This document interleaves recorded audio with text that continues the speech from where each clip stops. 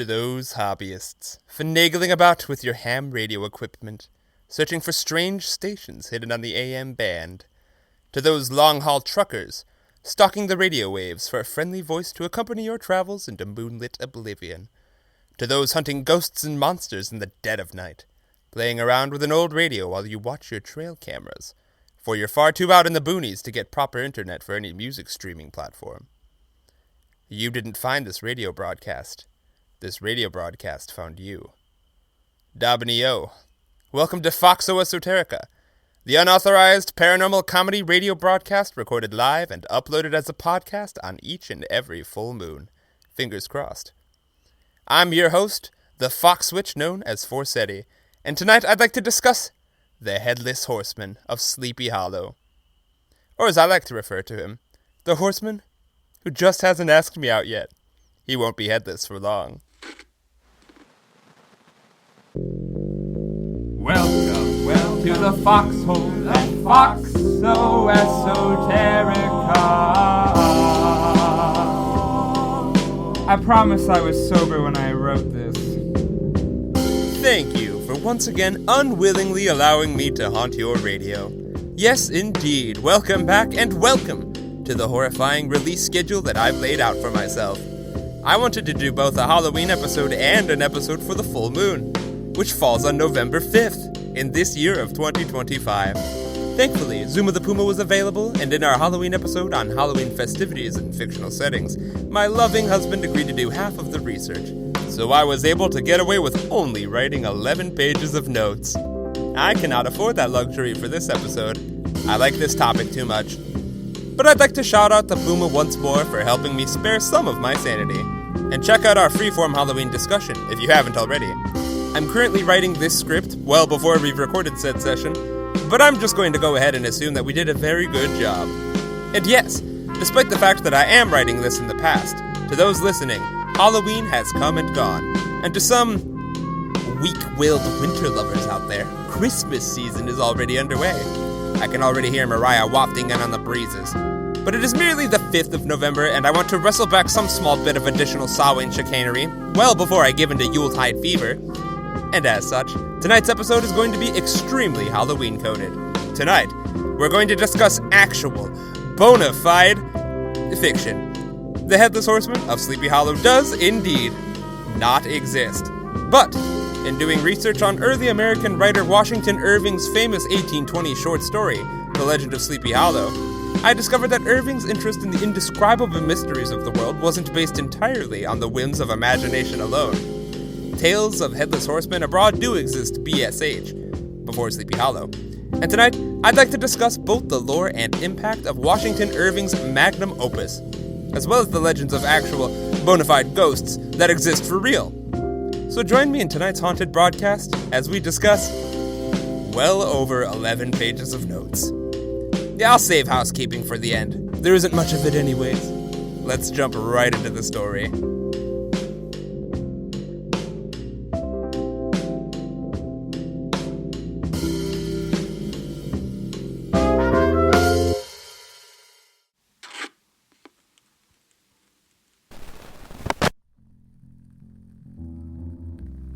Found among the papers of the late Diedrich Knickerbocker is an account of Mr. Knickerbocker's journey towards an old Dutch settlement along the Tappan Zee on the Hudson River, in an area that we'd refer to nowadays as the state of New York. The settlement was known as Tarrytown, a name that holds still to this day. But near to this Tarrytown once laid a quiet, rustic piece of rural existence that so heartily inspired Mr. Knickerbocker to write a detailed account on what he encountered in this Sleepy Hollow. Diedrich Knickerbocker is, of course, merely a framing device, a character in a narrative written in a way to inspire some feeling of early journalism and journalistic integrity. But Mr. Knickerbocker, real or otherwise, writes all the same. And for tonight's introduction into our story, I'll allow him to prepare the script. Thankfully, it's public domain. From the listless repose of the place and the peculiar character of its inhabitants, who are descendants from the original Dutch settlers, this sequestered glen has long been known by the name of Sleepy Hollow, and its rustic lads are called the Sleepy Hollow Boys throughout all the neighboring country. A drowsy, dreamy influence seems to hang over the land and to pervade the very atmosphere. Some say that the place was bewitched by a high German doctor during the early days of the settlement. Others, that an old Indian chief, the prophet or wizard of his tribe, held his powwows there before the country was discovered by Master Hendrik Hudson. Certain it is, the place still continues under the sway of some witching power that holds a spell over the minds of the good people, causing them to walk in a continual reverie. They are given to all kinds of marvelous beliefs, are subjects to trances and visions, and frequently see strange sights, and hear music and voices in the air. The whole neighborhood abounds with local tales, haunted spots, and twilight superstitions. Stars shoot and meteors glare oftener across the valley than in any other part of the country, and the nightmare, with her whole ninefold, seems to make it the favorite scene of her gambols. The dominant spirit, however, that haunts this enchanted region, and seems to be commander-in-chief of all the powers of the air, is the apparition of a figure on horseback, without a head. It is said by some to be the ghost of a Hessian trooper, whose head had been carried away by a cannonball in some nameless battle during the Revolutionary War, and who is ever and anon seen by the country folk hurrying alone in the gloom of night, as if on the wings of the wind. His haunts are not confined to the valley, but extend at times to the adjacent roads, and especially to the vicinity of a church at no great distance. Indeed, certain of the most authentic historians of those parts, who have been careful in collecting and collating the floating facts concerning the specter, allege that the body of the trooper having been buried in the churchyard, the ghost rides forth to the scene of battle in nightly quest of his head, and that the rushing speed with which he sometimes passes along the hollow, like a midnight blast, is owing to his being belated, and in a hurry to get back to the churchyard before daybreak. Such is the general purport of this legendary superstition, which has furnished materials for many a wild story in that region of shadows, and the specter is known at all of the country firesides by the name of the Headless Horseman of Sleepy Hollow. One might be tempted to read the short story in its entirety after performing such a monologue in such a spine-tingling manner, patting myself on the back for that one, but then one might find that their episode would extend well past the 2-hour mark, and I, too, would like to conclude this story before daybreak. But perhaps this taste of literature can help a listener such as yourself see just how and why Washington Irving was able to carve a space for himself in the Halloween literary canon. And we haven't even met Ichabod Crane yet. But rest assured, we'll cover those introductions as soon as I cover my sources. And before we even get to that, I'd like to allow Mr. Irving, to allow Mr. Knickerbocker, to impart one bit of advice before we undertake this journey. He that runs races with goblin troopers is likely to have a rough riding of it.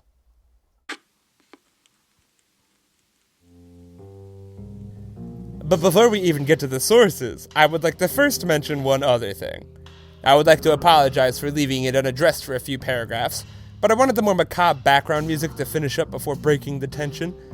The Legend of Sleepy Hollow is an older American story, and as such, its relationship with racism is not entirely flawless. There are mentions of First Nations people performing sorcery and rendering the area of Sleepy Hollow slightly cursed. We saw that first paw in the passage that I just read. This is indicative of a mindset of many European colonizers in the area that what would have been at the time, Munsee Lenape, Wappinger, Mohican, and Haudenosaunee tribes were mystical magical folks who can perform magic by merit of being mystical and magical and not European, therefore non-enlightened, which was a very helpful tactic in the othering of people who are already on the land in order to take that land, and that is something that should not be celebrated. There isn't any real relation to these tribes with the Headless Horseman's lore specifically, but Washington Irving has an intense love for discussing supernatural, strange local lore as background context, and as such, he mentions, quote, prophets and wizards of the tribe as the origin for some supernatural occurrences. I don't want to further surprise folks when that sort of thing gets mentioned. Additionally, there were African slaves in New York in the year 1790, when this book takes place. And I will be the first to admit that I genuinely didn't know that, I genuinely thought that by the time the Revolutionary War wrapped up, slavery was exclusively a Southern convention. And that's not the case, especially with wealthier families making their income through the Dutch West Indies Trading Company. Slavery wasn't officially abolished in the state of New York until July 5th, 1827. 7 years after Sleepy Hollow was written. 3 sarcastic cheers for the American education system. I bring this up because, to my surprise, the wealthy Van Tassels of Sleepy Hollow, Katharina Van Tassel being the romantic interest of Ichabod Crane, were slave owners. And mentioning slaves isn't inherently racist in a historical piece. Slavery was a real tragedy that actually happened, but I was very surprised to see slaves in New York, and I didn't want to further extend that surprise to other naive people in the audience, in case they happened to share my prior lack of awareness on American history. And Irving wasn't ever an outspoken abolitionist, but he did portray slave owners as despicable and loathsome in other narratives, just not this narrative with the Van Tassels. I just felt it prudent to discuss these themes in the context of the story before randomly giving somebody a jump scare by mentioning them. But I think that wraps up my point. Let's get on to the sources properly. First and foremost, I'd like to shout out the website, Project Gutenberg, for having the entirety of the short story available to read. And by extension, I'd like to shout out Washington Irving for writing the story, The Legend of Sleepy Hollow. It's probably the most important source one might use if one were to discuss the story, The Legend of Sleepy Hollow. But additionally, the Project Gutenberg website offers every other work by Irving for the public's perusal, as well as a short biography on Irving on the German website. And I'd also like to mention, Irving's early writing style often utilized fictional historians wandering the countryside for stories as a framing device. Sleepy Hollow was written by the fictional historian Diedrich Knickerbocker, and The History of New York by Diedrich Knickerbocker was a series of short stories written by Irving in 1809. His first public work, actually. But the actual Sleepy Hollow short story was featured in the 1820 collection titled The Sketchbook of Geoffrey Crayon, Ghent.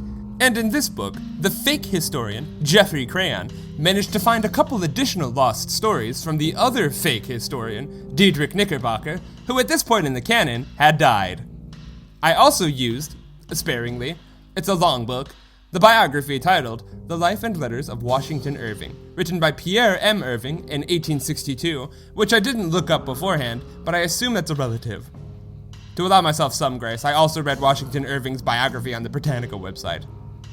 Additionally, I used the book Legends and Lore of Sleepy Hollow and the Hudson Valley by Jonathan Crook, as well as an older folkloric book, Chronicles of Tarrytown and Sleepy Hollow, written by Edgar Mayhew Bacon in 1897.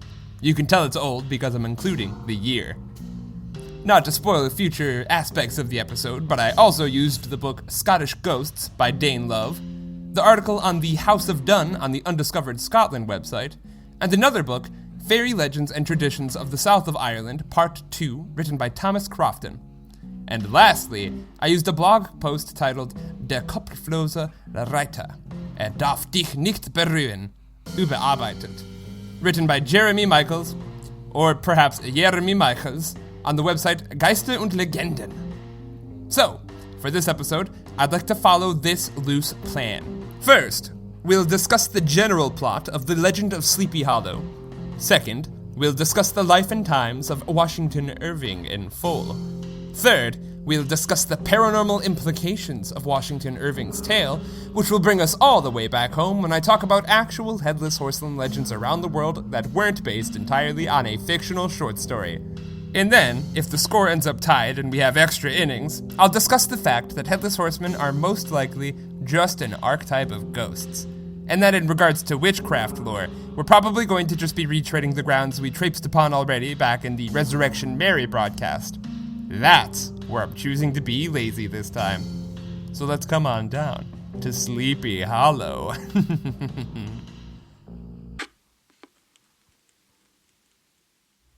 Alrighty. So, time to summarize a short story. We've already read about Washington Irving's opinions on this mysterious early American burg. We've learned about the framing device regarding the writing of the late fictional Diedrich Knickerbocker. We've learned of the time, a colorful autumn in the year 1790. and I haven't discussed the location of this tale in superb detail yet, but allow me to knock that one out real quick. The locales known as Tarrytown and Sleepy Hollow are described as quiet little hamlets, whispering in their middling place along the widened basin of the Hudson River known as the Tappan Zee. Now, if you're like me, and prone to using Google Maps semi-recreationally, you might be curious and take it upon yourself to look up where exactly this secluded little village lies. And thereupon, you might discover that it's 20 miles north of actual, literal Central Park in New York City. That's a 30-minute drive by car, traffic notwithstanding. It's very nearly a suburb of the most densely populated area in the entire United States of America. But rest assured, New York wasn't that big back then. It actually took a considerable chunk of a day to travel 20 miles on horseback. But who exactly would deign to make such a journey on horseback? Well, let's meet our hero, a, quote, worthy wight of the name of Ichabod Crane, who sojourned, or, as he expressed it, tarried in Sleepy Hollow for the purpose of instructing the children of the vicinity. He was a native of Connecticut, a state which supplies the Unions with pioneers for the mind as well as for the forest, and sends forth yearly its legions of frontier woodmen and country schoolmasters. End quote. Ichabod is described as awkwardly tall and lanky, despite being also known as someone who eats an exceedingly large amount of food. He is further described with, quote, feet that may have served as shovels, whatever that means, and huge ears, green, glassy eyes, and a long snipe nose. Believe it or not, Knickerbocker, and by extension Irving, are actually quite fond of this man with whom he belligerently bullied into annihilation. Ichabod Crane is a schoolteacher, as was described, but despite what first impressions may have, he is not an educator without a backbone.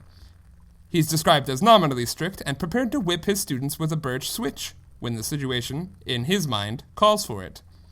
Though he is never described as wicked or vindictive against his students. In general, Crane was able to successfully inflict education onto the population, which is impressive considering the constant ridicule he'd face from coming from a faraway land, roughly 25 miles in the eastern direction. Ichabod Crane lived as a boarder. He'd stay with various farmers and occasionally even provide labor in order to stay a satellite to the schoolhouse, despite not owning property. And he was also known to be an exceptionally talented singer, even going so far as to participate in the church for the sole reason of singing his little psalms out loud. Second to last in the list of important Ichabod Crane character traits is his absolute fascination with ghost stories and supernatural folklore. He was known to burn the midnight oil in the homes of old Dutch wives, regaling in the countless ghost stories that the supposedly extremely superstitious Dutch population, in Irving's words, would tell. And he'd even go so far as to constantly carry a copy of Cotton Mather's book titled The History of New England Witchcraft. Long-time history fans might remember the name Cotton Mather's, for he was an actual, prolific writer who wrote an incredibly detailed and incredibly mythologized account of the Salem witch trials, wherein he falls squarely in the camp of historians who believed that, yes, witches were really causing mischief in Salem, and yes, the executions of 19 people were entirely necessary. As a learned witch myself, let me be the first to say, he's wrong. There were no witches in Salem, which is all to say that I will, in fact, not be giving Ichabod Crane a moral pass on furthering this Cotton Mather's propaganda. He should be ashamed. He's a school teacher. But lastly, in this character description that takes up the first entire half of the short story, is a description of Crane's love, nay, dare I say crush, of a woman by the name of Katrina Van Tassel. Now, Van Tassel was, quote, a being that causes more perplexity to mortal men than ghosts, goblins, and the whole race of witches put together, and that was a woman. That's right, Washington Irving was a pioneer for a very specific type of joke that will haunt us into the future and does haunt us to this very day. Katrina was a daughter to the wealthy local Van Tassel family, having made their way from Saardam 3 generations prior. Katrina is the daughter to a wealthy and kind man specifically, known as Baltus Van Tassel, and is, quote, a blooming lass of fresh 18, plump as a partridge, ripe and melting, and rosy-cheeked as one of her father's peaches. I am also deeply sorry to say that Washington Irving is tragically wholly unable to hear opinions on problematic age gaps. Although, that being said, I don't think Ichabod Crane's age is ever mentioned. Nevertheless, most prize Katrina Van Tassel not merely for her beauty, but also for her status as a wealthy heiress to the Van Tassel fortune, and by extension, the young lady has perhaps more than a single suitor at her front doorstep. And that introduces us to Abraham von Brunt, better known by his nickname, Bram Bones. I'd like you to picture Gaston for Beauty and the Beast. Now make him Dutch. Our work here is concluded. No, I tease. In specific, Bram is described as extremely Herculean, double-jointed, and exceptionally skilled in horseback riding. He also dallied about in a small little youthful gang, pulling pranks and causing mischief, despite being regularly loved by the town for being a jock. And perhaps this behavior was excused, and even celebrated, because a vast majority of the pranks were directed towards the out-of-towner Ichabod Crane. And this wasn't even just because Bram suspected Ichabod of having romantic inclinations towards the girl with whom Bram treated with, quote, amorous toyings that were something like the gentle caresses and endearments of a bear. Bram just really didn't like strange, mysterious foreigners from Connecticut. Such pranks included releasing ducks, geese, and other noisy birds whenever Ichabod Crane wanted to sing or teach singing lessons. He also broke into the schoolhouse at night and tossed the place in order to trick Ichabod Crane into thinking witches did it. And last but not least, he unleashed a noisy scoundrel dog upon the tree that Ichabod Crane and Katrina Van Tassel would often sit beneath and read. For, indeed, it was common knowledge that the two did meet regularly, and Bram didn't want to not sabotage that. However, we hate Bram Bones above all else for this reason. He was never seen without wearing his signature fur cap decorated with a bushy foxtail. Why did you take the foxtail, Bram? I was using that for my balance! Forgive me. And so our scene is set. Two young lovers, vying for the hand of a young, wealthy heiress, and though either lad would greatly appreciate the inherent wealth that would follow such a marriage, it is assumed that both men wouldn't merely forsake a little proper romance for the merits of business alone. And so, on All Hallows' Eve, just as school was to be concluded, a slave arrives from the Van Tassel estate on horseback in order to invite the schoolteacher, Ichabod Crane, to a feast at the Van Tassel property. Ichabod then decides that tonight's the night. He's going to properly propose to Katrina. And as such, the old schoolteacher decided to arrive in style, asking a favor from a neighboring farmer named Hans von Ripper. Ichabod was able to borrow a finicky, ornery horse by the name of Gunpowder. Despite this, the journey to the Van Tassel estate was made without a hitch. Everyone who was anyone in Tarrytown was in attendance, though in the eyes of fictional historian Diedrich Knickerbocker, the patronage was far from the most important aspect of the party. Knickerbocker made great strides to outperform even George R.R. Martin in the descriptions of food. Quote, such heaped-up platters of cakes of various and almost indescribable kinds, known only to the experienced Dutch wives.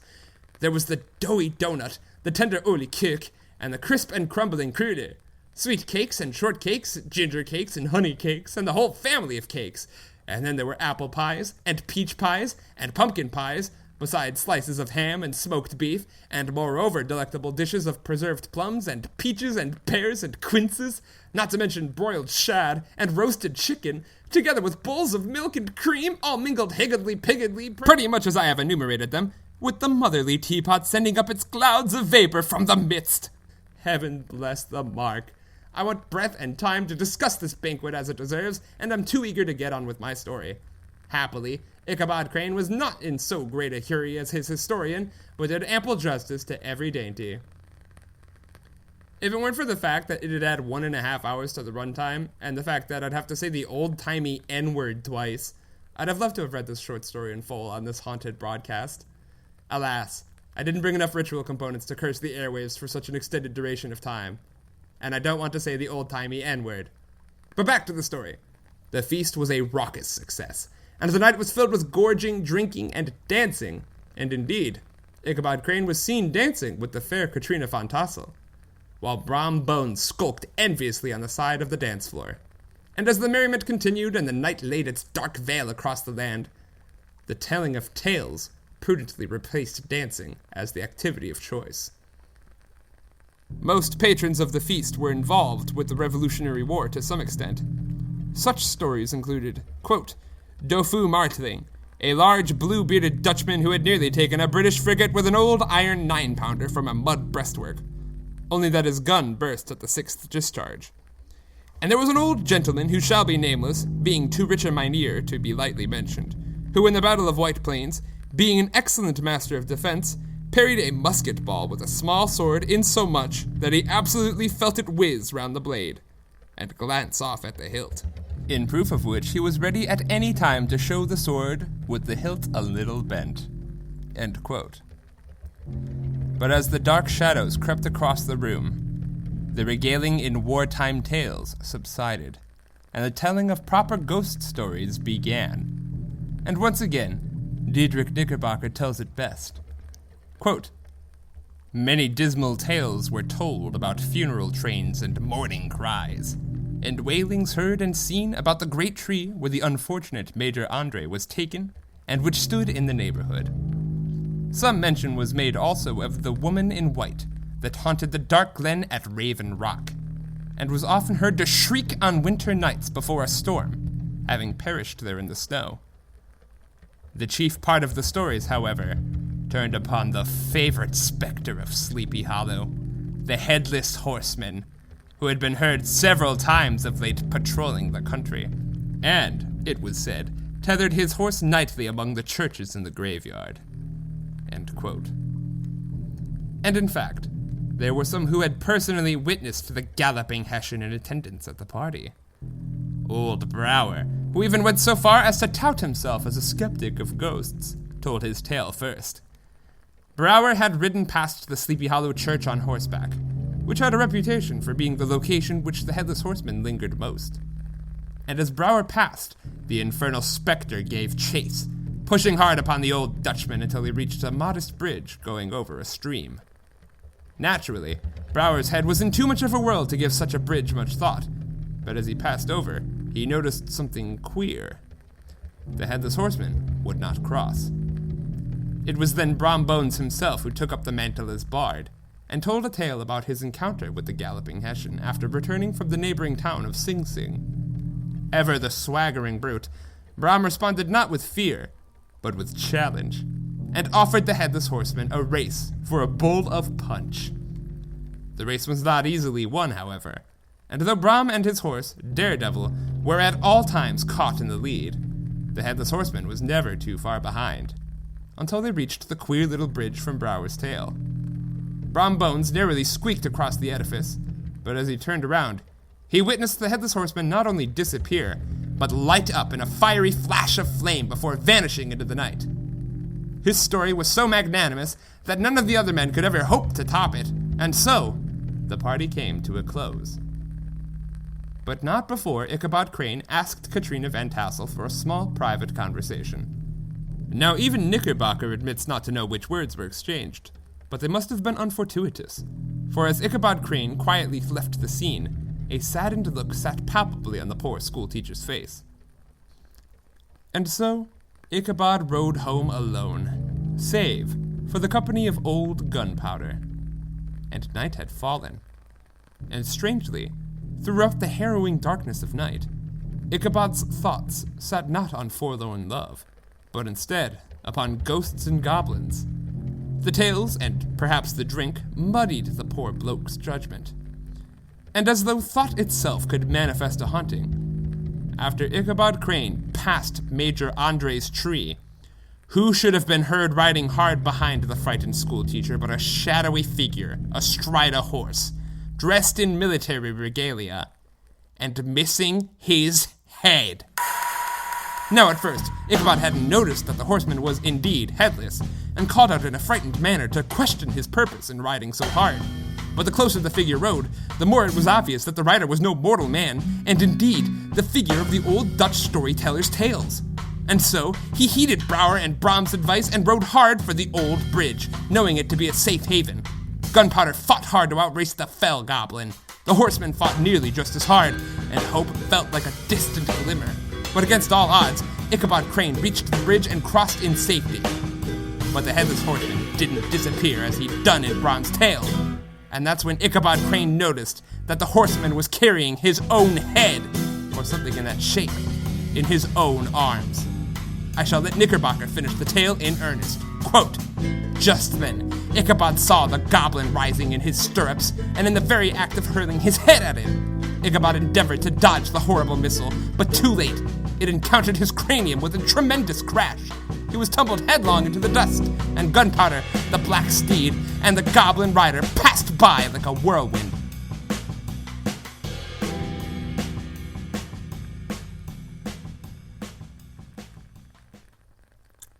Ichabod Crane was never seen again. And at the scene of the bridge, there was no evidence that the old schoolteacher ever even rode past, save for Ichabod's discarded hat sitting ominously next to a shattered pumpkin. The story finishes without any proper answers. There are some who think that Ichabod merely left without a trace, leaving his schoolhouse abandoned, headed for parts unknown to work as a teacher elsewhere. Or perhaps he got a degree in law, even working in legislature somewhere. Some skeptical members of the Tarrytown community eyed Brom Bones suspiciously, for indeed, he was always known to burst in laughter anytime anyone so much as mentioned a splattered pumpkin. And he would soon after win the hand of Katrina Van Tassel in marriage. But those who heed the old paranormal tales, the old Dutch wives and masters of folklore, know it well, that Ichabod Crane was abducted by the ghostly Headless Horseman and unwillingly spirited away off into hell. Though even still, some folks sometimes hear an odd psalm on the breeze near the old abandoned schoolhouse. Songs sung without any mortal present to sing them. Such ends the tale of the legend of Sleepy Hollow, which is, again, fictional. There are no and never were any actual reports of headless Hessian soldiers in the Hudson River Valley, and I'm going to continue the trend of being boring by barreling headfirst into the next section of this tale, which is a short biography of the author Washington Irving, which is also completely devoid of ghosts. Washington Irving was born in New York City on April 3, 1783. His parents, William and Sarah Irving, left Great Britain in the year 1763 and settled in Manhattan before getting their family started properly. And they got their family started with impeccable skill, Sarah having given birth to 11 children throughout her 20-year career. Washington was the youngest child. However, between the years of 1763 and 1783, a minor little hiccup interrupted the Irvings' life: the American Revolutionary War. Now, as it just so happened, both Sarah and William were British, but from literal opposite ends of the island. Sarah was born and raised in Cornwall, and William was born in the Orkneys in Scotland, having actually served in the British Navy for a spell. But by the time the Irvings were living in America, William had applied his trade explicitly to, well, trade, having abandoned the military outright. Then, one day, the British Navy fired cannons onto New York, and the Irvings were forced to relocate to New Jersey as refugees. However, in regards to nationality, the Irvings were still British, so they were allowed to return to British-occupied New York. However, the Irvings were a part of the monarch-opposed Whig political party, and both Sarah and William spent a considerable amount of time feeding and attending to American prisoners of war. When the war concluded, and the British troops left the city, the loyalties of remaining British civilians were scrutinized, but William and Sarah Irving were spared that scrutiny magnanimously, with countless soldiers attesting to their sympathies towards the captured American soldiers. Sarah even decided to quite directly name her 11th child after the first president. None of these were decisions made by our author, Washington Irving, but it is very interesting that Washington's nationality hung on so thin a razor's edge. And if he wasn't born in America, he wouldn't have been able to create American literature. But he was, so he did. As a child, Washington Irving was a massive nerd. He'd conscript his brothers into makeshift military recreations upon reading about battles, and routinely get punished for reading past his bedtime, with books he'd routinely steal from his teacher. Washington also met Washington. In New York, the newly inaugurated president made a public speech and appearance, and at this public appearance, Washington Irving was able to experience a brief one-on-one with the man. This would inspire a borderline obsession that would follow Washington Irving to his grave. I am hearing myself lay the foreshadowing down pretty thick, don't worry, I'm aware. And after reading proficiently, receiving high marks from his teachers on his writings, and living amongst a period of history so rich in happenstances, there was nothing that Washington Irving could do but become a theater kid. Washington's teen years were involved mostly with seeing Broadway plays constantly, and even sometimes taking private music and acting lessons. This, as it often does, led to nowhere, because podcasts hadn't been invented yet. After schooling, Washington would study law, and then briefly study medicine, and he disliked both. So by the time he was 17, he made his way up the Hudson to work amongst the various settlements in New York, along with a few brothers and brothers-in-law, eventually settling down in Tarrytown. The eldest amongst the Irving siblings were expected to lock in and complete a full education, but Washington, being the youngest, was given much more freedom in his occupational pursuits. It should also be mentioned that yes, Washington had 10 other siblings, but 3 of them would not end up surviving infancy, so he only grew up with 7 of them. But their relationships were very, very strong. It is also around this time that Washington Irving was engaged to Matilda Hoffman, whose father, Josiah Ogden Hoffman, taught Irving law for that very brief aforementioned stint before Irving gave up on it. Then, finally, Washington Irving cut his teeth as a writer, using the pseudonym Jonathan Oldstyle for various columns on the Morning Chronicle that his older brother, William Jr., also worked with. Interestingly enough, Aaron Burr, of musical theater fame alongside his compatriot George Washington, also worked on the Morning Chronicle around this time. Washington, this time the Irving, also did a considerable amount of traveling around this time, either up the Hudson into Canada or all the way over into Italy, France, or Greece for a spell. Washington returned to America in 1807, and together with his brother William Jr., the two set to work to create their own magazine, the Salmagundi. It is also around this time that the young Irving earnestly took to the local scenery of Tarrytown, and he took a profound interest in the tales and folklore told by the Dutch settlers.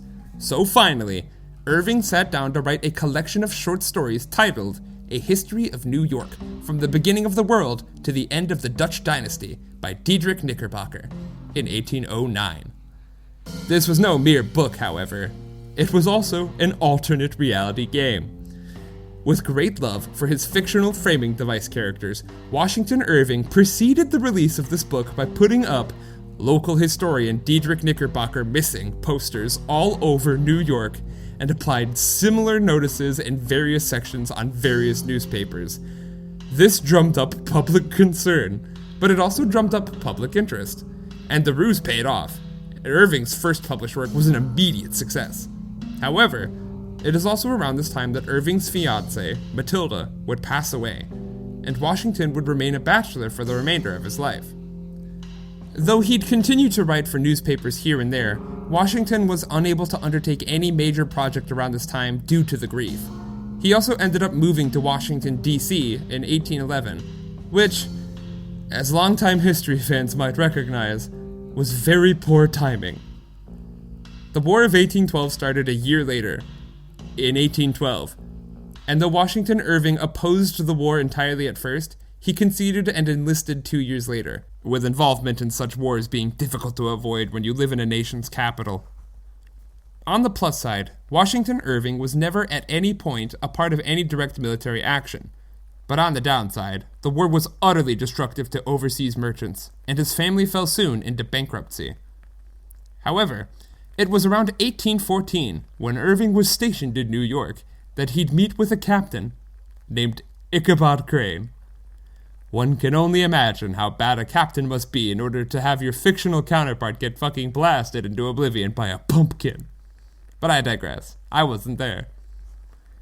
At the conclusion of the war, Washington Irving moved once again, but this time to London, where he hoped to help out with his older brother's merchant work there, falling personally into bankruptcy this time.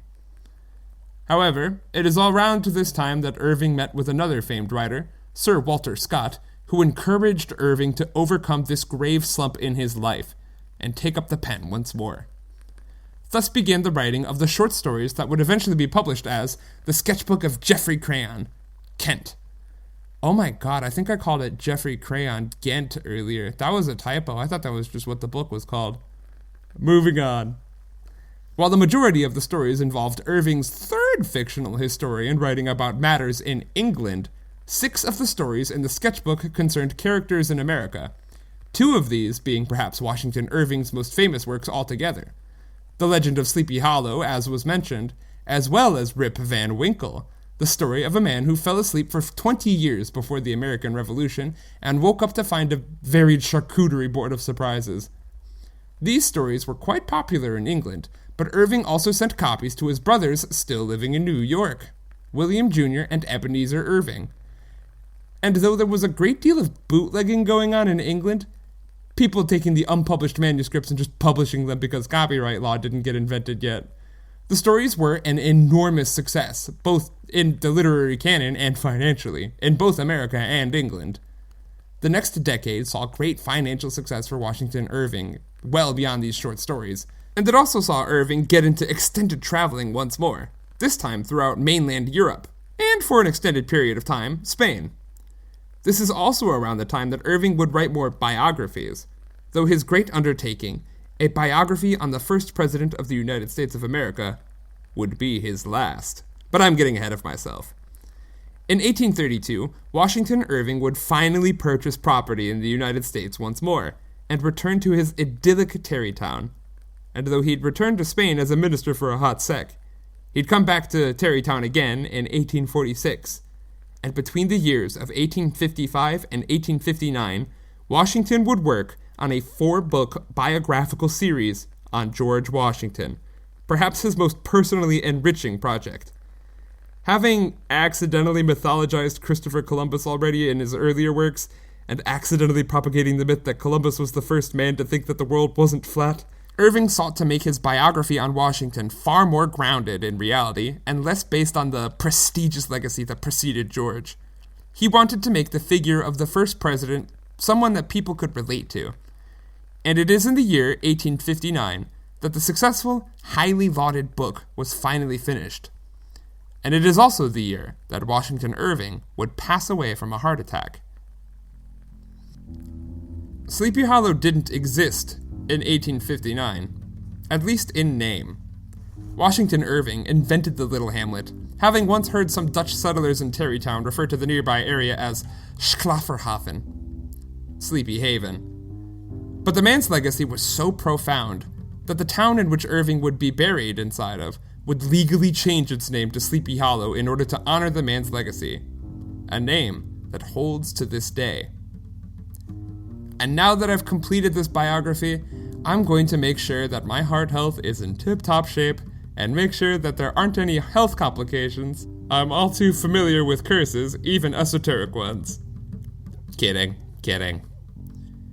There's hardly a ghoul or goblin in Washington Irving's life, and hardly any supernatural gleanings that one can derive from a biography such as this.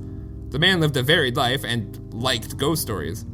And though Irving is often celebrated as the first successful American writer through his biographies and non-haunted short stories, there are a lot of various bits of European and early American folklore sprinkled into the mix. So now I'd like to assess the legend of Sleepy Hollow once more, and see just what inspired the various haunted bits of the story.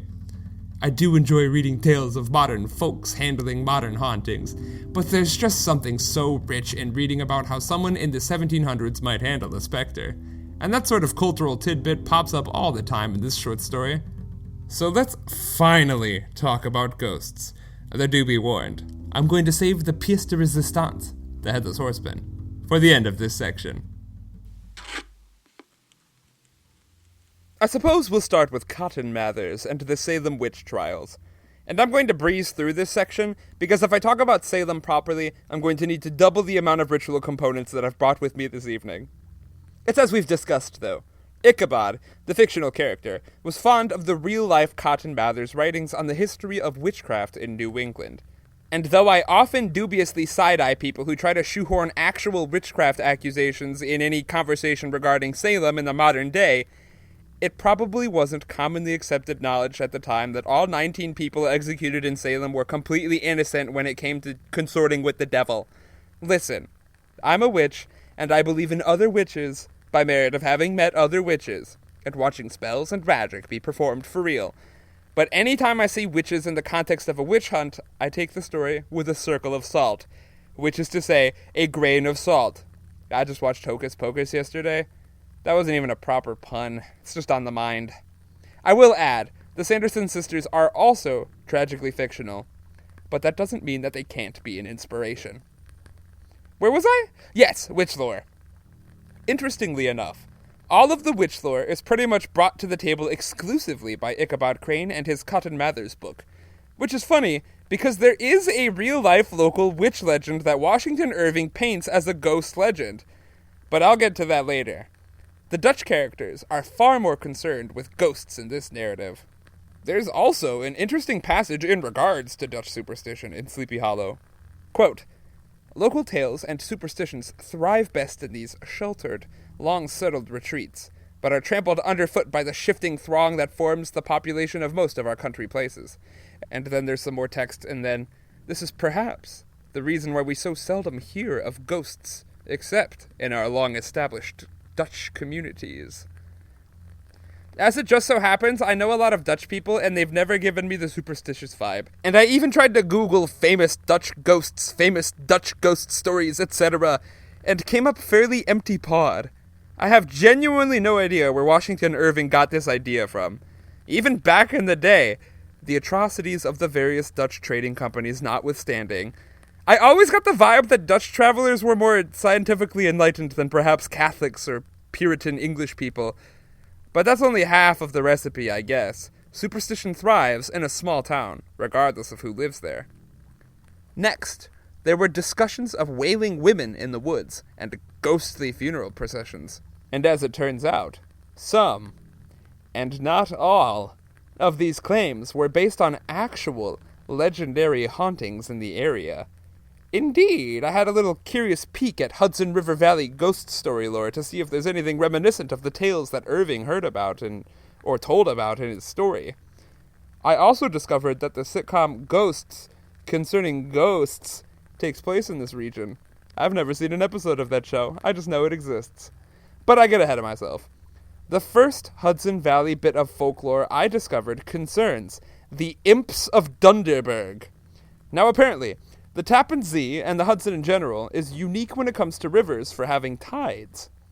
It also is capable of flowing in both directions, and it is known for being cursed by bewitchingly overdramatic winds.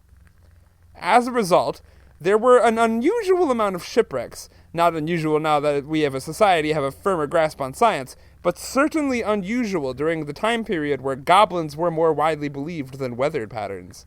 In the 1600s, these shipwrecks were almost entirely blamed on literal goblins and imps, and there was a mountain known as Dunderberg. And if you didn't tip your hat to the king of the imps, Herr Dunderberg, then a wicked storm would sweep up your vessel and send it to the chilling, yet freshwater depths below. In fact, some tales mention misty hands rising from the water to pull unsuspecting sailors to their doom.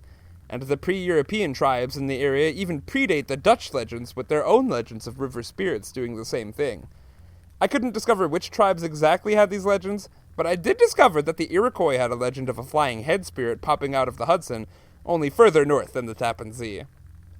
And as time went on, the strange hands were actually thought to be the ghosts of the sailors that drowned. This theory came about after goblins fell out of fashion in the supernatural circles and ghosts were the new vogue. It is also thought that these imps were the same figures that coaxed the literary Rip Van Winkle into his famous nap, but I don't think it was clearly stated in the text. There are also mentions of strange lights and will-o'-the-wisps accompanying these imps, and as it turns out, these lights pop up all over the Hudson Valley folklore. In any event, a passage appears in Sleepy Hollow, warning sailors to tread the Tappan Zee carefully. So Washington Irving definitely knew about the treachery of this deceptively treacherous body of water, even if he'd never heard of the imps before. Quote, "In the bosom of one of those spacious coves which indent the eastern shore of the Hudson, at that broad expansion of the river denominated by the ancient Dutch navigators the Tappan Zee, and where they always prudently shortened sail and implored the protection of St. Nicholas when they crossed, there lies a small market town or rural port." That's actually how the story starts. That's the first line of text, as it turns out. But concerning the woman in white at Raven Rock, there is actually a name attached to this legend as well. And as was mentioned, she was a witch, allegedly. A strange woman by the name of Hulda was known to haunt Raven Rock, also known as the... Well, I haven't said any old-timey slurs yet, and I'm not going to start now. Imagine the word spooky without the Y. That rock. Legend has it that the rock was an important council site to the Lanai Lenape tribe. But when a council wasn't in session, and a lone man was walking alone, he discovered at that rock many dancing women, all of which enticing the young man to enter into their circle with food and dance, much like a siren. This young man was lucky, however, for instead of getting it devoured, he got engaged. One of the women explained that she came from the stars, and that when she would give birth, she would return to the stars. So she did, some time later, obviously. But tragically, in the winter after this woman's disappearance, the infant would fall ill and pass away, and in despair, the man, too, would leave the area for parts unknown. The woman returned from the stars in spring, confused to find neither her husband nor her child, and now she wanders the region crying out in perpetual confusion. This is not the witch known as Hulda. Indeed, 2 strange women were known to haunt this particular rock, not just one. But Hulda was a Bohemian woman, which is to say she came from the region known today as the Czech Republic. She wasn't just a forward-thinking, artistic modern witch. And she moved to America in the year 1770. Much like Ichabod Crane, but to a far more dramatic degree. Hulda was an outsider, and the Dutch settlers were deeply mistrustful, especially considering that she lived alone, practiced herbalism and apothecarianism. Oh my gods, I'm an apothecary. I should know what that word is. Never mind.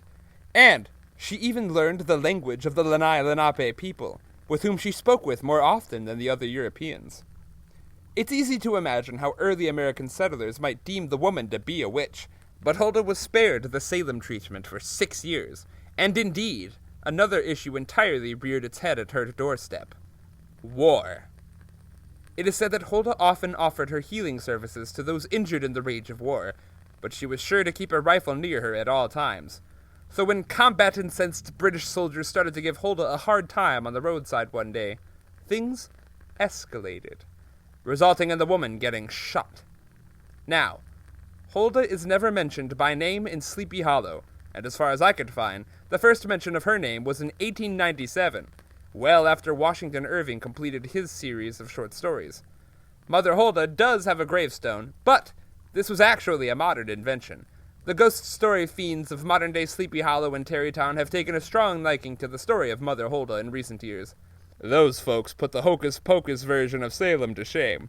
But even if the appreciation of the tale skews modern, perhaps some version of it fell across Washington Irving's lap back in the day. If not in the form of Hulda, then perhaps the strange star woman from the Lanai Lenape tales. There was also mention of Major Andre's tree, and I wanted to see what sort of folklore surrounded a figure such as this. For indeed, Major John Andre of the British Empire is a notable historical figure. He was the man with which Benedict Arnold committed espionage during the Revolutionary War, and he was hanged in the vicinity of Orangetown, along the Tappan Zee, in retribution. Problem is, that's on the exact other side of the Tappan Zee as Tarrytown. Ichabod Crane would have needed to get extremely lost in order to have passed by the site of Major Andre's execution. However, some folklorists point to the tree in Irving's tale as the site of Andre's capture, not his execution, diligently rescuing the cannon in the process. And though there aren't many stories in lieu of hauntings in the area, it is said that on the night of Benedict Arnold's death, a wicked storm blew across the Hudson once more, and in the morning, it was discovered that Major Andre's tree was split in twain by a powerful lightning strike.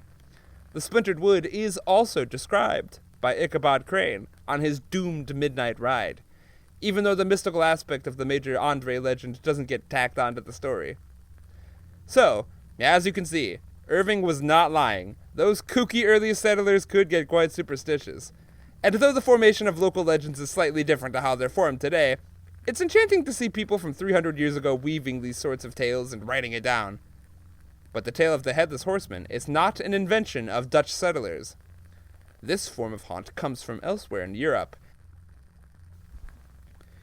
And while there are versions in Ireland and Germany, perhaps it is Irving's own father who first introduced the concept, because there exist plenty of Headless Horseman legends in Scottish folklore as well.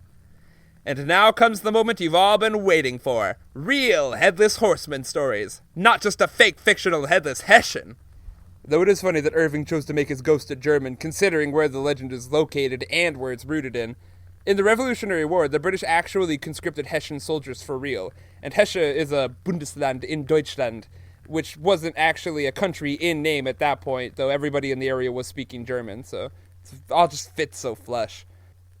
Now, longtime Foxxo Esoterica fans might recollect that I've actually partially covered Headless Horseman legends in a podcast episode I recorded with Zuma and our Scottish friend Zippo. That means I don't have to look up any new notes, I just have to make new jokes. In an area just a bit west of where the Scottish city of Montrose can be found lies the House of Dun, a stunning Georgian-designed estate originally belonging to the Scottish clan of Erskine, built in 1743. However, the land in which the house lays upon belonged to Clan Erskine for far longer, and a castle was originally built on the property in 1375. Though nowadays, the property belongs to the National Trust of Scotland and no longer the clan, but that's neither here nor there. Now, with a history so deep and rich, it almost seems impossible for the property not to be haunted, and therein do we find our first real Headless Horseman, known simply as the Headless Horseman. They got to it before Irving did, so this is a bit of a Seinfeld effect going on. However, the specter is often described as a black-cloaked figure on a white stallion, riding without his head, of course. He often haunts the wildernesses and roadsides around the property rather than the property itself, and he's even known to run down cars that stray down the back roads near the house, if any motorists deign to traverse the Scottish back roads alone. Sadly, I am unable to find any names or accounts of specific witnesses, only vague assurances that, yes, someone at some point saw a Headless Horseman on the property. But the tale does at least come with a folkloric origin. Allegedly, our knight was a participant in the Crusades, and not only that, but he also happened to be a participant in the art of cuckoldry. Upon returning from the campaign, our nameless knight discovered his wife in the bed of his good friend. Upon such a discovery, our poor knight lost his poor head, both in a figurative sense, leading him to lose his cool and demand a duel, and in a literal sense, considering he lost the duel. Rest assured, the third prospective head is still attached to his body. Jokes aside, this story also, tragically, lacks any names or proper historical records. All of this might seem lackluster and anecdotal, but that's because our Headless Horseman takes second billing to another ghost who haunts the property, a woman known simply as the Lady of Dun. And as a part of her apparition activity, she often also appears on spectral horseback, facing backwards. One must consider the fate of these poor horses, doomed to spend an eternal afterlife as a ghost just because it better fits the aesthetic of the human beings who died in the area. Alas, the identity of this Lady of Dun is also up for debate. In my old notes, I mentioned the book The Lairds of Dun, written by poet and member of Clan Erskine, Violet Jacobs, in 1931. And that is a 300-page book, and in my old notes, I also chose to be lazy and neglected to hunt for all of the actual names of the family members. But rest assured, there were recorded mysterious actual deaths on the property, up to and including a yew tree branch killing an old laird, two brothers, Alexander and John Erskine, being poisoned by their uncle in a political dispute, and that uncle, Robert Erskine, being executed by the young Alexander, who survived. There isn't really a whiff of anything equine about these stories, but ghosts don't typically pop up randomly, so it's always fun to discuss strange, overly dramatic deaths. That's just one horseman out in Scotland, however. Let's talk about another one who neglected to bring his head. Ewan the Headless. In the year 1583, a man known as Johann Achim Beek, also known as Ewan the Headless, which I will call him from here on out, was murdered. Born to the son of a chief of a Scottish clan MacLean in Lochbuie, Ewan's wife was the daughter of MacDougall of Lorne, and in possession of a good amount of land. And though this isn't the direct historical inspiration for Shakespeare's Scottish play, I'm not saying the name of it, were currently in the theater of the mind, it would be cursed. Eowyn's wife eventually convinced him to try and convince his father to give him land and title as chief. Eowyn's father, Yachan, wasn't particularly keen on ending his tenure, but Eowyn tried to appeal to his ego by offering him a proper duel for it instead. Eowyn may or may not have also hit his father over the head with the hilt of his blade, so the duel is going to happen either way. It is unknown where the fight took place exactly, but it was probably Glenmore at Blachan Achunachan. I know for a fact that I have at least one Scottish listener in my audience, and I hope he forgives me for my foolhardy, yet misguided faith in my pronunciation of these names. Moving on, the day before the duel, Eowyn met a woman in a green dress while out riding his horse. Also similar to the Scottish play, this strange roadside woman offered prophecies free of charge. These prophecies were just as complicated as those concerning men not born of woman or Burnham Wood bandying about or whatever. The woman claimed that Eowyn was certain to die if there was any butter on his dinner table on the next day, and Eowyn had to also ask for it. The man would only survive if butter was placed on the table unasked. And Eowyn, apparently savvy to the dire nature of prophecy and of the Fae, quickly thanked the woman, rode out of there as quickly as possible, and made sure not to tell his servants about his butter situation. He just had to get lucky with it.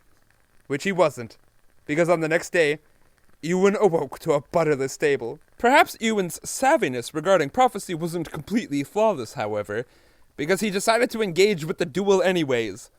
The man brought his own men as backup, for these sorts of duels oftentimes turn into battles. And indeed, the two-person duel quickly became a two-army melee.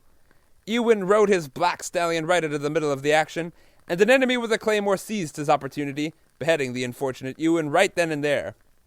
The frightened horse then bolted out of the scene with the poor Eowyn's head still holstered to the saddle, and his head jammed up in the stirrups. The horse would ride for 2 miles before Eowyn's body fell out of it, and it was at this location that Eowyn's remaining soldiers constructed a cairn for the man. Now here's the skinny. No one has figured out for certain the actual location of the battle or the cairn, but historians did discover that the battle was probably located in an area in western Scotland between Loch Screedine and the Craig area, on the island of Mull. I think I also mentioned in the notes earlier a specific location, but ignore that, nobody knows for certain. And naturally, we already know that fairies are real. In fact, I'm quarter fairy myself, so that proves it. Now, the spirit of the Headless Horseman was spotted all across the island of Mull on random occasions throughout history, but the spirit was also allegedly seen on any night before a member of the Clan MacLean was to die, knowingly or unknowingly. Though much like the Headless Horseman at the House of Doon, all of the supposed sightings of this ghostly galloper remain nameless and anecdotal. I think the only hyper-specific anecdote I found in my old notes regarded a grocer in the 60s driving his van along the lone islands of the Isle of Mull and almost getting run off the road by a Headless Horseman pursuing from behind. He did not give his name. Now, in order to visit with our next horseman, we'll either have to learn how to fly or learn how to swim long distances, because this ghoul likes to haunt the island of Ireland. Their Headless Horseman is referred to as the Dullahan, though unlike all of the other nogginless knights, this figure isn't a ghost. He's a fairy. Also known as the, apologies in advance once more, the Dullahan or the Clanchanchan. Etymologically, Dullahan is related to the word for goblin, and I absolutely love that I put this name in the script twice. Clanchanchan can be translated into Headless One. In any case, the Dullahan is regarded as a more wicked fairy being, as well as a member of the Unseelie Court. Now, I don't have the time in this episode to go into depth on fairy lore, and I wouldn't advise pissing off any fairies in general as a rule, but definitely steer clear of the Unseelie. Those fae are known to be more vindictive against mortals. But how does a fae go about losing their head? Well, in this case, of their own volition. By removing its own head and lifting it on high, the Dullahan is able to see farther. Obviously. The head also does a fair bit to hurt the Dullahan's chances in the dating pool, however, because it's utterly disgusting. As folklorist Thomas Crofton puts it, the Dullahan's head is, quote, like a large cream cheese hung round with black puddings. No speck of color enlivened the ashy paleness of the depressed features. The skin lay stretched over the unearthly surface almost like the parchment head of a drum. The head is also said to have razor-sharp teeth and huge, bulging eyes. At least the rest of the Dullahan's body is normal, as is the horse. Both the being's outfit and the horse's hide are black and reminiscent of a normal outfit and horse. The Dullahan does use a human spine as a whip, however. Additionally, this isn't just one lone figure. There are multiple Dullahans, and there are even fables regarding both men and women Dullahans. But what sort of agenda propels such a being to venture out into the night? Well, as a member of the unseelie court, it's usually harm. The Dullahan are said to be direct servants of the Irish god of fertility, Crom Dubh, which is ironic because their main goal is to kill people. Some say that the Dullahan can end someone's life simply by stating their name out loud, and others say that the Dullahan brings about a person's death anytime its horse stops, period. It's all rather instantaneous, actually. To those mortals who resist the instant death spell, the Dullahan will still hunt you down and attempt to maim you and dispose of you with its human spine whip. Unlike our other ghosts, this is a figure that only shows up in folk tales and fables. This isn't some cryptid with a vast wealth of modern-day sightings. There are some that even claim that the Dullahan is a physical manifestation of Crom Dubh himself, but it is a legend nonetheless. And unlike our Scottish decapitated cavaliers, the Dullahan is just as bloodthirsty as the fictional galloping Hessian over in New York. I imagine there's a wealth of inspiration there. Now, we've got time for one last Headless Revenant, and thankfully, we get to talk about ghosts with names I have a slightly higher chance of pronouncing correctly. The German ones. Der Kopflose Reiter, translating into the Headless Rider, is a legend known in the Rhineland, near the cities of Köln and Bonn. Allegedly, this was a common type of ghost, and not just the spirit of one specific person spending their afterlife riding around without a head. These German Headless Horsemen are still thought to be the ghosts of once living people. There's just a lot of them, and no one specific person's death that kicked off the rash of sightings. There isn't any distinction in design either. These horsemen are dressed up in rich, black garb. They ride a stout black horse, and they have no head. But in Germany, these Deutsche Reitern have a very distinct purpose, separate from the other horsemen. They foretell death any time they appear. Not only that, but it is said that touching these spirits, or letting them touch you, results in immediate death. Considering the Rhineland also has a fairly prolific Catholic background, these riders are also thought to be penitent reminders of the wages of sin, people who were executed after having committed some crime or another, and forced to ride around in a purgatory-esque afterlife in order to remind the living that if they don't stop sinning, they too will turn into penitent reminders. However, the ever-efficient German population, recognizing a positive feedback loop when they see one, also figured out a solution to the potential overpopulation of Headless Horsemen to the Rhinish ecosystem. By praying to God to forgive these poor souls, the Reitern are said to turn white and soon after find themselves whisked away to heaven. Well, that concludes my notes. I don't know what sort of conclusions I was hoping to come to. I know that Washington Irving wrote a fictional story, and I know that the fictional story was probably inspired by legends that people actually believed in. And we kind of beat that undead horse for far longer than I needed to in order to prove that point. I think I just wanted to talk about Sleepy Hollow for an extended period of time. I really like the story.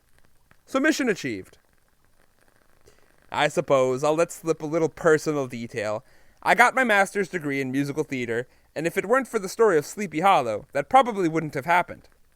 I grew up near the city of Kalamazoo, Michigan, and in Kalamazoo, Michigan, there's a community theater known as the Kalamazoo Civic Community Theater. And that building will come up again in the future. It's haunted as hell. But in 2010, 1.5 million lifetimes ago, the theater put on a children's musical based on Washington's short story, just in time for Halloween. It was an original musical, written by local talents Janet Yates Vogt and Mark Friedman, and it is the first ever full-production musical that I ever performed in. I was in the chorus. And it is that musical that made me first fall in love with the art form. shaping me into the musical theater nerd that I am today. And if I wasn't such an overdramatic, theatrical thespian all too eager to perform at any and every opportunity, I probably wouldn't have even developed the performance chops needed in order to even so much as speak into a microphone recreationally. So in a way, this podcast probably wouldn't exist without Washington Irving having put his pen to paper. I mean, if you stretch your imagination enough for this narrative bookend to sound sentimental. Speaking of bookends, play that outro music.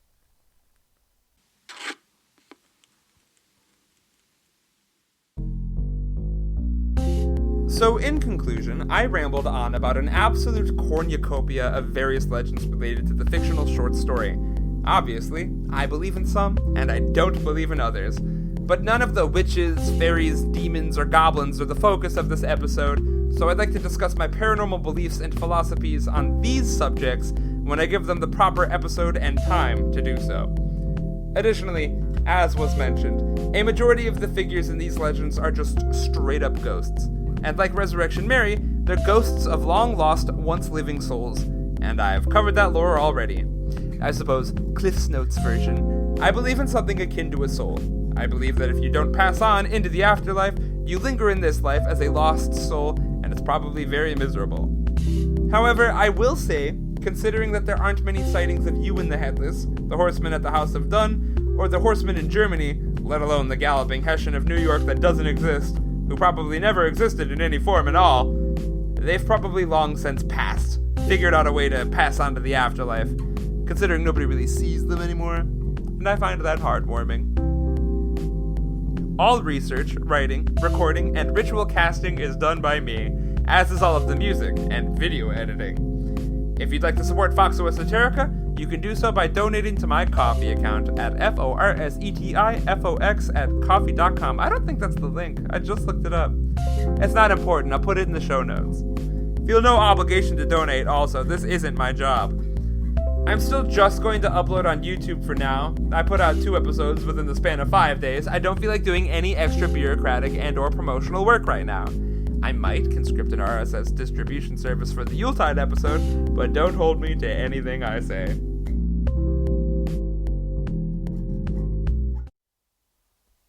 To those treading upon the crisp, falling leaves, mourning the loss of a dead god, or feeling a strange sort of emptiness as the borders between the mortal plane and the afterlife find themselves once again concrete, I join you in your mourning of the passing of Halloween. But all years turn, and it's not prudent of any of us to stay the turning of the year. It is not in your power, nor is it in mine. So in your lamentation, may I offer you these last few words of comfort. Thank you for listening, and tread on easy, for we shall haunt your airwaves once again. Rest assured.